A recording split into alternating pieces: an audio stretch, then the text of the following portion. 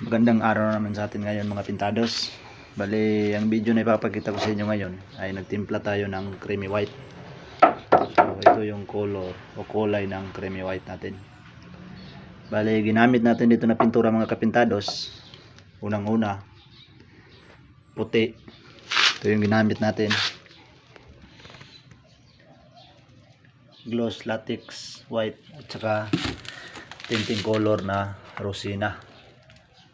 Latex. Bali, ginawa natin dito, pinatakan lang natin ng paunti-unti para makuha natin yung kulay na creamy white. So, kung makikita ninyo, ito yung creamy white.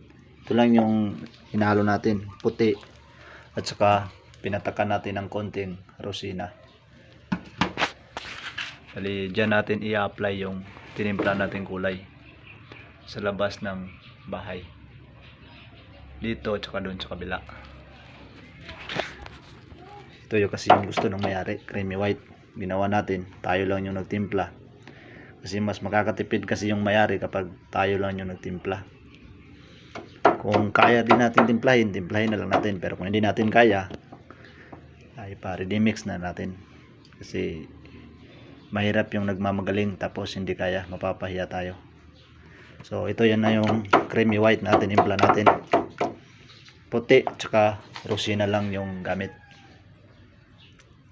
So yun lang mga kapintados. Maraming salamat.